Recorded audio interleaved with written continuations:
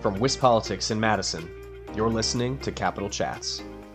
Hello, everybody, and welcome to a WisPolitics Capital Chats episode brought to you by Spectrum. Today, I'm joined in the office in Madison by my colleague Kate Morton to talk about an interview she just did with Senator LaTonya Johnson, a Democrat from Milwaukee. So, Kate, what did you and Senator Johnson get to talk about? Well, Adam, since Senator Johnson is a member of the Joint Finance Committee, one of the things we really touched on was these budget discussions. As you know, Governor Tony Evers signed the budget yesterday.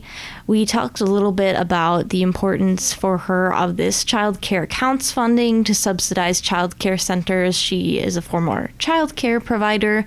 And we also talked a little bit about her frustrations with the way Milwaukee is kind of treated by the legislature, in particular with those provisions in the shared revenue bill that specifically target her city. All right, Kate, let's just get right into it then. All right. Hello, Senator Johnson. Thank you for joining me today. Thank you for having me. So I just want to start off talking about some budget topics. I know you're a former child care provider, and Republicans in the Senate ended up cutting that out of the budget. So maybe you could talk about what that means and what it could mean for the future of childcare in Wisconsin. So child care counts was essential to helping so many child care centers stay open during the pandemic. What child care counts did was it added extra revenue for those child care centers that were struggling during the pandemic. For so many child care centers being open, that was key to our success because we saw so many frontline workers having to go to work.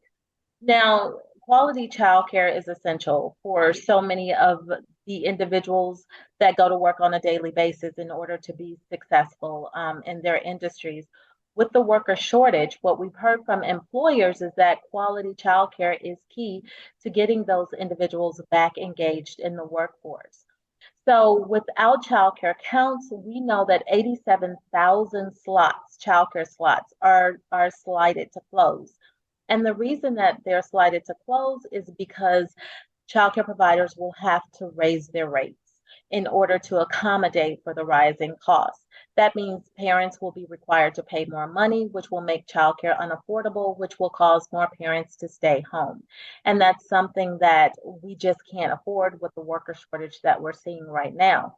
Unfortunately, that was stripped from the budget, and which is just extremely unfortunate because we saw so many things stripped from the budget that would have benefited our children, from childcare counts to increasing the cost for public education, just increasing the cost for education altogether. And that was just, it's just unfortunate. Okay, I also want to touch on something education related. Republicans also voted to cut $32 million from the UW system budget, specifically over diversity, equity, and inclusion. What do you think could be the consequences of that, especially now when we have the Supreme Court ruling related to affirmative action? This is something that we're seeing, state to state. Across the country. For some reason, my Republican colleagues, even Republicans across the country, feel that diversity, equity, and inclusion creates further divides. And that's so far from the truth. It encourages inclusion. It encourages welcoming environments that will encourage more equity and more diversity among workforce. It's so important that we have those options to recruit more individuals of different ethnic backgrounds, religion, age, and which is something that we don't see often even in the legislature. And for them to attack that, those cuts to the UW system means that we are going to lose faculty. We are going to have some programs cut. We may even have some campuses close, and that's unfortunate. The UW system really stepped up to the plate this year. they offered the tuition promise, which was going to make education free for the first year for students whose parents made under $62,000. That was a game changer for low-income kids all across the state. Now, they had enough money for the first year. It was the legislature's responsibility to fund those additional years if we wanted that program to be successful. We didn't do that. Now we're talking about a worker shortage. This was an opportunity for us to do something about that and invest long term. We know that this worker shortage is only going to be made more difficult through the year 2035 because the population is only going to continue to shrink. And so we're going to need to make those investments. The other thing that that does is that it keeps our children here. It keeps that talent here. It keeps those kids that are looking to go outside of the state for college. It keeps them right here in Wisconsin, which more than likely keeps them here after they finish college. It makes a more educated workforce, which brings in more innovation, better jobs, higher wages. It was a win-win for everyone, and it keeps more money in the pockets, especially for those low-income families. And we missed out on that opportunity, and that was unfortunate. Yeah, I also want to touch on the shared revenue discussion. That's something that Governor Tony Evers recently signed into law, which had a number of policy provisions related to Milwaukee, where you represent. And so I just wonder, what are your response to those policies, and what do you think the city should do specifically in regards to those diversity, equity, and inclusion policies? Let me be clear about the provisions for the city of Milwaukee, and I do not want to mix my words. The city of Milwaukee has been treated like a second-class citizen for decades, and it has not gotten any better under the Republican leadership. When testimony was given for some of the provisions for the city of Milwaukee, especially when it was talked about adding the additional fire and police officers. The reason for them requesting the additional police officers was because crime was spilling into the suburbs, not because Milwaukee had hardworking individuals that lived in that city and they deserved to live in good quality environments too, or that our children were being killed by gun violence almost on a daily basis, or that individuals who lived in Milwaukee were being shot on a daily basis, which is the reality of individuals who live in my district. In my district, I have 5 of the busiest fire departments, 3 of the busiest police departments, which mean the bulk of the 911 calls are coming from my district. But to hear them literally say that they were requesting the additional police officers because the crime was spilling into the suburbs. Now, let me be clear. That was saying that as long as the crime continues to remain in the city of Milwaukee, they don't give a damn about my residents. And we are all elected to represent this state. Milwaukee is a part of this state. Milwaukee is the largest revenue generator. We brought in $6.1 billion for this state in tourism dollars, the Milwaukee area. $2.1 billion, the city of Milwaukee by itself, and we are the second most impoverished city out of the top 50 US cities. We did that on our backs, and we're being treated as a second-class citizen. And so when we talk about shared revenue, every other municipality got at least 20%. The city of Milwaukee got 10. And I just said that we were the second most impoverished city. Now explain to me how that makes sense. And not to mention, the city of Milwaukee is not this state's only first-class city. Madison is also a first-class city. It just hasn't declared itself as one because it does not want to be penalized the way that the city of Milwaukee does. And that says a lot. The provisions that are underscored for the city of Milwaukee are so punitive. The city of Milwaukee's operating budget is $721 million. Out of that $721 million, $300 million of that goes to the police, $185 million of that goes to fire. That's 60% of our budget goes to just fire and police.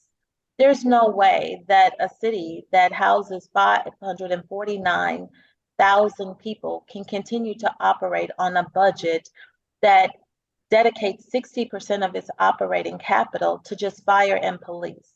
We were destined for insolvency, and the state knows this. And the fact that we got less than our share in shared revenue, and we're being told that we need to lift ourselves up by our bootstraps, knowing that even the 2% sales tax that we're being given is solely dedicated to public safety. And even outside of that, it's not going to solve our deficit. It's demeaning. And it's demeaning. It makes me angry.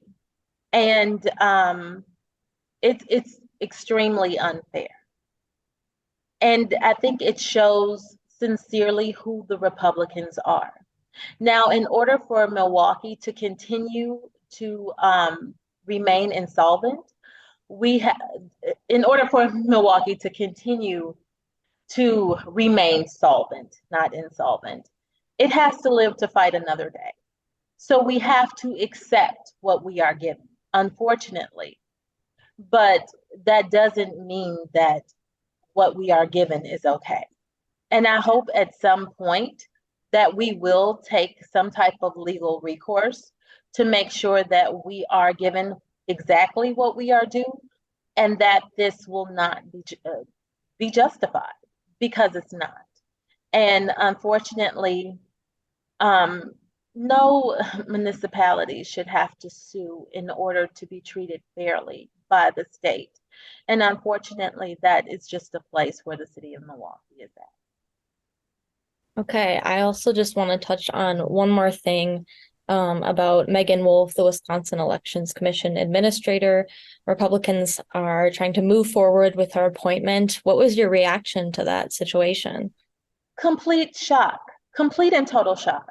The Republicans know exactly what that's about. They are trying to move forward with her appointment so they can unseat her. And that is unfortunate. It's just unfortunate. Complete and total surprise. We were all caught off guard. I sit on joint finance and I am ranking member, but we never know what the Republican amendments in joint finance is going to be until 5 minutes before we vote. That's no way to govern. That doesn't give us enough time to know exactly what on aren't broken down. We don't get an opportunity to vote piece by piece. It's all collective. And of course they know what's in the package. We don't. But we're asked to vote yay or nay. And that's not how you govern. That's not fair to us. It's not fair to the constituents that we represent. It's not a fair process. I looked at the individuals who showed up at the listening session, many of them getting there before 8 a.m. And in places like the city of Milwaukee, some of those individuals were there long past almost 6 o'clock, to only be told at 6 o'clock it was a shutoff and they wouldn't get the opportunity to speak. But you had the same amount of time granted in much smaller communities, and we were able to leave before the time was even done. That says a lot about this process. It says a lot about my colleagues. It says a lot about what they consider to be fair. And it's unfortunate that we've gotten to this point. Okay, well, Senator, I think that's all the questions I have. I appreciate your time. Thank you. Well, thanks for bringing us that interview, Kate. It was wonderful to have Senator Johnson on the show. If our listeners want to check out more info about the budget or how the budget shaped up or what's in the budget or what's been cut out of the budget or how the whole process is going to shape up coming into the rest of the year, they can head over to our website at wispolitics.com and check out the budget blog. But for now, I'm Adam Kelnhofer. I'm Kate Morton. Thanks for tuning in to WisPolitics Capital Chats, brought to you by Spectrum.